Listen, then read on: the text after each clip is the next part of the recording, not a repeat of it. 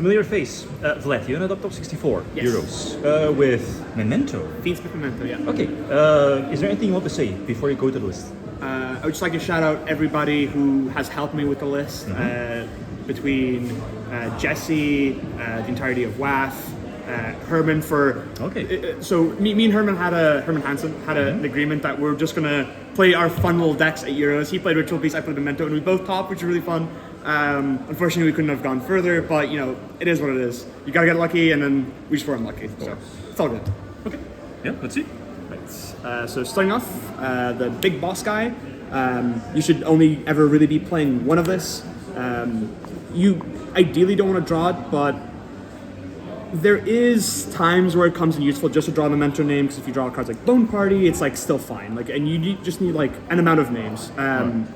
And also, just recycling everything back is good. There's no reason not to play it. And then the main engine of the deck, 3 Ash, 3 Nibiru, 3 Valor, 3 Infinite Impermanence, and the Father, Son, the Holy Spirit. Oh, yeah. So I decided to play one of these because so first of all, I'm main decking Nibiru, so Baldrake pairs well with Nibiru, and so does Druid Swarm, but in reverse. Like if you nib first and then if you Druid Swarm first and then nib afterwards, it's quite good because you get rid of the token.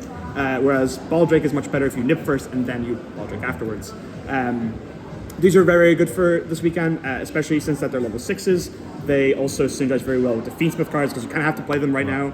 And also post side, I am siding Fantastical Dragon Phantasme, so these just get a lot better post side. Well, this anyway gets better post side. So that's the main engine, just the 15 hand traps. It's kind of a little low, but this deck can't really afford to play more. And I'm playing 40 cards, so the math isn't too bad on it, rather than playing 45 cards or whatever. I'm playing 41, but it's whatever. And then for the starters, I'm playing 3 Darkblade and 1 Rhoda to search the Darkblade. In my opinion, this is the best normal summon because if you pair it with Horse, you start with the Horse if you have Darkblade and Horse, and then everybody always thinks they should hit the Horse, which is good because you should be hitting the Horse every time. But since I'm maxing out on Darkblade and with Rhoda as well, once the Horse gets Imperm, you can go normal summon the Darkblade, and Darkblade can get Mace, and then Mace lets you keep going. Whereas a card like Anguish, which I only played one of, which might be a bit controversial, doesn't pair well with the Horse at all. This card can't really fetch you anything if your Horse has already been Impermed, and it's just not a very great normal summon. The problem I've had with playing 3 of these is just there's just way too many normal summons in this deck, and if I was normal summoning anything, I would rather just be normal summoning Darkblade every time, which is why I played the Rhoda. And then Anguish, this just sucks to start with, so that's why I only played 1. And I played 3 Horse, obviously, you just need to play 3. It is kind of weird to play this with Nibiru and Bestials, because obviously you can't summon this if you have them on the field, but right now, if you're using Bestials or Nibiru on your opponent's turn, a lot of the time they're going to be using things like DS Ere or Flamberge to just to bench the Bestials. So it doesn't really conflict that much. Post side though, I do take out 2 of these because I am siding in the Phantasmes and stuff. And I do keep in a lot of the Fiendsmith engine when I go second to a lot of decks, just because the Horse, you'd rather just be searching it. You don't really want to be starting with it, especially with the Bestials and stuff. And the Bestials, you kind of just have to play this for. It's basically and Nibiru as well, which is why this card isn't the best sometimes. But like I said, your board is just clear most of the time anyway. Then I played, I guess Goblin and Mace are also starters. Mace is the worst starter unless you have another Memento in hand, Combined Creation or Horn Dragon or whatever. And then Goblin does combo on its own, so it's fine. It's serviceable. So that's why you don't really need to play more than 1 Anguish or more than one of this. After Rage of the Abyss though, you kind of do want to play more of this because there's a new Goblin Biker card that can just summon this from deck. And then 2 of this would actually come up then. And then Mace, like I said, is just the worst starter, but you do just kind of need to play it. I'm not going to be explaining too in depth what the cards do. I'm sure everybody who plays Yu-Gi-Oh has grown enough to be able to just read the cards. But it's starter, but it's a not very good starter. And then I played obviously 3 Ravers, the best card in the game right now. And then I played Tract and Lurie as well. not much to explain it. It's just a very good engine. This on its own gets you to the entire Memento engine just because of the aerial eater that they randomly decided to print. Because you can use aerial eater to send goblin, and then you make cross shape, you bring back aerial eater, and then cross shape triggers bring back goblin, and then goblin, like I said earlier, is a starter on its own, so it's good. Especially if you special summon the goblin, because if you special summon goblin, you send Gaddock and Mace, and then Gaddock summons itself, adds back Mace, you make Appaloosa, you normal summon Mace, and then you're insulated from there on out. And then you just play these. It does come up a lot where I found out like a lot of people just don't know you can fuse in hand with this. But like, yeah, it was just very silly. Just people just didn't know you could do that. And then for like extenders, I played 3 Bone Party. This is, in my opinion, like the better of the 2 extenders. Like I'm only playing 2 copies of the fusion, so I am not playing that many Memento names, seeing as I cut down on Anguishes, and it's more likely that I'm going to have 1 Memento than like multiple, right? And this card only really works if like Horse is already resolved. So that's why I didn't really want to have 3 of this, because you can just brick on it. And in a format where you need to fit in so many hand traps, it's just like you don't have really a space for 3. There is, I do have one signature copy of Talents that I play in every single deck I play. If you want to be a coward, you can just play the 3rd fusion instead. It's perfectly fine. But I just play 1 Talents just because it gives. When deck building, right, you don't want to see multiples of cards, right? And the less multiples of everything you have in your deck, or like redundancy, I guess, the better. And yeah, you can play 3 Talents, you can make an argument for it, but, my earring fell out, oh well. It's just fine to run 1. Like, you can never brick on 2, and it's just funny. But yeah, you can just cut it if you want. I just play it because it's like my signature, I guess. I just always play 1. And then for the like bricks, I guess, like Horn Dragon isn't fantastic to draw, but if you are already playing, it's like a fine card to have. And once again, it's a Memento name for like Bone Party if you're stuck. Right. And then all my combos end with this in the graveyard, just so you can get like a lot of just destruction. And then I played 1 Gaddock. This is the worst card to open, just because a lot of your plays are just so much worse when you draw this. It's a lot better now with Infinite Forbidden, but drawing this is just. It just does not feel good. Like if you draw this with Horus, it just like it always just feels bad. But it's not that bad. But you just don't want to draw this card. It's the bottom line. And then I played 1 Sleepy. This card's fantastic. It just fixes so many problems with the deck. It lets you just get more names into your graveyard. It lets you get interruption on your opponent's turn in case you get stopped. Because you can search yourself Twin Dragon on their turn, and then like you can just fusion summon into the Creation King. And then you're able to just like stop yourself from dying, and it's just like very good extender. But once again, you have to be playing for it to be good. But it's also like it's kind of a starter too if you have like multiple Memento names in hand already. But like you don't really want to play more than 1. And then playing 1 Memento of Mictlan, you just search yourself to Creation King. This doesn't suck that much to open, because like you can just use Creation King to send something else instead of another copy of itself. And there are times where it just helps just to be able to get like a free reborn. But once again, it doesn't do anything unless you're already playing. Right. So that's the list. It's 41 cards. And then into the extra deck, I'm playing 2 copies of the Creation King and 1 copy of Twin Dragon. The extra space in this deck is very, very limited, just because you do have to fit in every single like Fiendsmith card. So you just can't really afford to play a 1/3 of this or a 2nd of Twin Dragon. And then, the other fusions I played Lacrima, because I'm playing Fiendsmith cards, and I'm playing Air Leader, because I'm playing Fiendsmith cards. And then I played Necrocrypt Princess and Beatrice. I'm going to put these together because they're just kind of part of the same package. So part of the reason why I played, I maxed out on Darkblade, and why I keep saying that it's perfect to start with it, is that a lot of people just think you just hit this deck when you use the effect of the Horse, right? Mm-hmm. So your board would be Darkblade Engrave, Anguish on field, Horse on field, right? Mm-hmm. So they imprint the Horse, and then you can still combo from there by going Closed Heaven into the Requiem.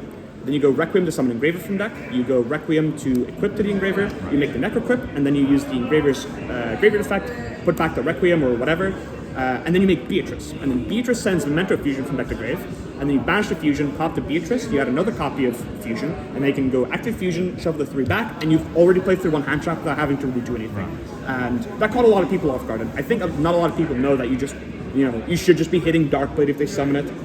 But if they start with Anguish, you should just be hitting the horse. Right. But a lot of people just got in their head that, oh, I need to hit the horse, don't hit anything else. So it worked out a lot, and I'm very happy I played this. It came up a lot. Okay. And then, the rest of the Fiendsmith cards, the 07, everyone knows what these do. And then, like I said before, with Aerial Eater for the combo, you need to play Cross Sheep for that. In all honesty, I actually didn't do this combo that much because you would just get hand trapped.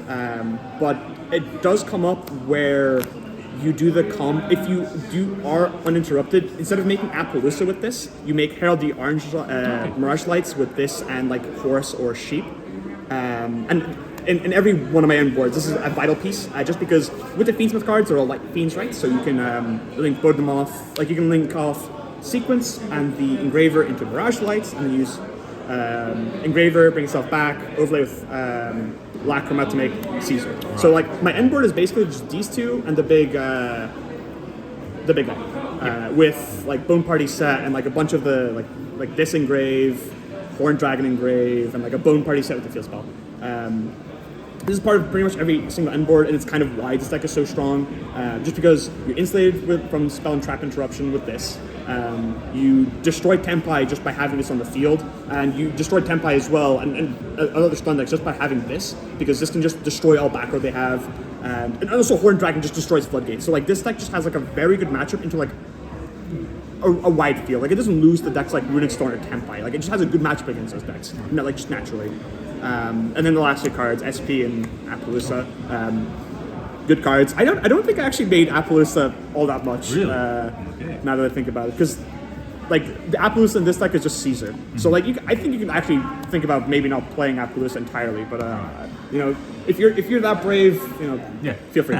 And then for my tokens, we got shoutouts to Frankie, Pom Pomperin, he's my dual spirit, and then Japan for being Japan. Right. Japan's cool. Yeah. Then side deck.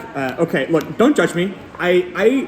I didn't have any Phantasmics going into this event, okay? And my friend had to lend me this gold one, and then I had to ask another friend for Phantasmics, and he didn't have matching ones. So I had to get a Collector's Rare and a Platinum Secret Rare. So don't judge me, I literally just don't own this card, okay? And then I played, okay, once again, I only brought 2 Ghost Ogres with me, and my friend had to lend me his ulti one, okay? Like, just chill, okay?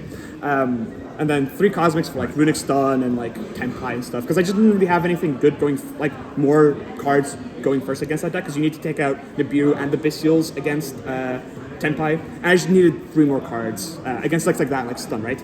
And my deck is already like kind of geared towards Snake Eye with the main deck. Like obviously these are also for Snake Eye and other combo decks, but it's only really for going second. I don't really like these when I'm going first. So yeah, Cosmic, and then I played Called By and Double Crossout. This is like, okay, so Shifter, I can't play when I get Shifted, okay? And like, sometimes you just get lucky and you draw this for Shifter. I didn't get Shifter a single time, so no wonder I topped. But this card, once again, solid going first cards. I don't think I'd really ever put this in going second against anything. Okay. I've thought about citing this in going second against Snake Eye just because you can get rid of like Promethean Princess, but I don't really have space for that.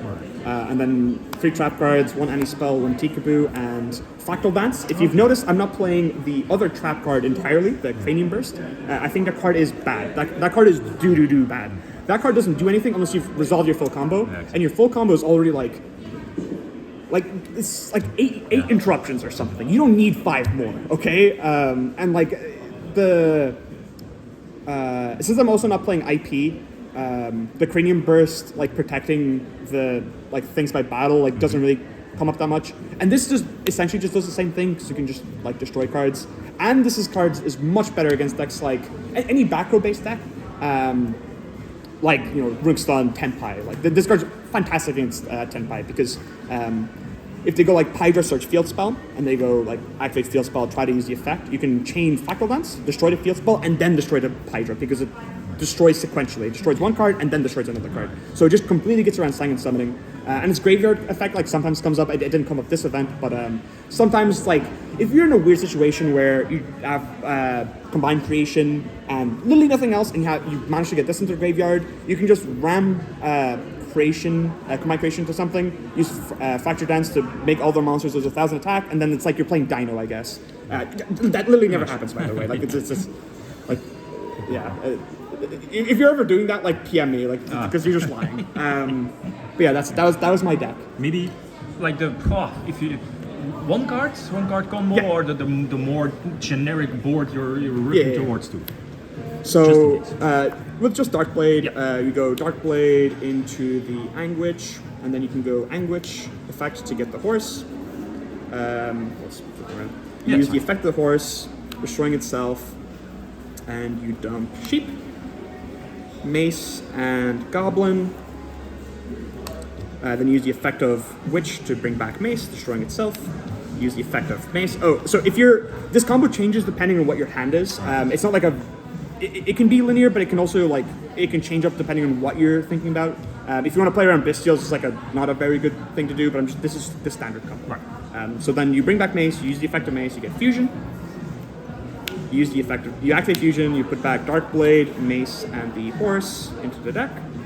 You summon Creation King. They use the effect of Creation King, sending 3 Memento cards from deck or extra to the graveyard, which one will be a Creation King in the extra deck, a copy of Gaddock from deck, and then a copy of Combined Creation, I guess. Then you trigger the effect of the Gaddock in the graveyard to summon itself. Gaddock effect activates, getting back the sheep. Then you go effect of Creation King in the graveyard, banishing itself. You get Memento Miklan. You activate Memento Miklan. Then you have sheep in hand. You use the effect of sheep in hand, effect of fuse away these two, make the twin dragon, use the effect of twin dragon, destroying the sheep. Then you add 2 Memento monsters from deck to hand, so you add the horned dragon and mace. You trigger sheep to send a Memento from deck to grave, so this can just be like horse, whatever name you're missing. Then we can use the graveyard effect of Memento Fusion, banishing itself to destroy the Twin Dragon, and grabbing ourselves a copy of Bone Party. From here we go chilling 1 Memento Miklan to play on Ogre, I guess, and then chilling 2 Twin Dragon. Twin Dragon can bring back Goblin, and then it doesn't really matter, we bring back literally 2 of anything. Then you link those 2 off, you do the stupid, broken, silly cards. You summon the other stupid silly card from your deck, you summon the little dragon guy, link those 2 off into the other stupid silly guy, and use the effect of the stupid silly guy, putting back some fiends, making another broken card, bringing back the other broken card, then you link the 2 broken cards off into a mid card, and then you use the broken card to put back the other broken card, make another broken card, and then you put back 5 okay-ish cards to summon a conductor, I guess, bad conductor. And then this is essentially just the inboard from here. And now it doesn't look like a lot, like you said Bone Party. But your hand is mace, so that means your Herald of the Mirage lights its life for a spell and trap negate. And whenever your opponent activates a card or effect, you can use the effect of Combined Creation to summon back Creation King from grave. From here on out, you can use the effect of Creation King, pop itself and one of your opponent's cards. Then you can trigger the effect of Memento Miklan, targeting the Creation King to summon something with lower level. So you bring back the Horned Dragon. Then, if they breathe, you activate the Bone Party. Bone Party destroys the Horned Dragon. So also, it depends on how you use your interrupts. If you use the spell and trap negate early, you can use Bone Party to pop this, and then you grab Gaddock back from your deck. And then you can do Chainlink 1 Horned Dragon to destroy the Gaddock and 2 of their face-up cards, and then Chainlink 2 Gaddock to get back the mace. So now you have a Snatch Steal as well. Right. And then you obviously still have Caesar, and you have infinite follow-up. Right. So that's usually my end board was basically just these 3, every single game. And then if you open an additional name, you get to end with the Creation King on board. And then you reset the Bone Party in the end phase.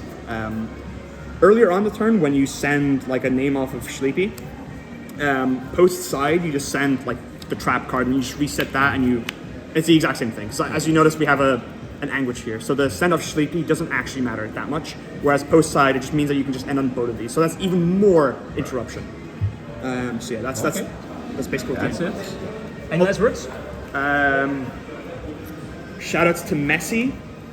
It's me. I am Messi of Memento. And shout outs to WAF, all the people in Ireland, and my locals in Sandbox and in Gamers World. Shout outs to my little brother Billy. Shout outs to Keish. Shout outs to Jordan. Herman, obviously, for inting Euros with me, and we both popping anyway. And then shout outs to Pierre, who I'm hoping is still in the event, and I hope he wins the event. And that's really it. Okay. Thank you for the list. Congrats. Thank you.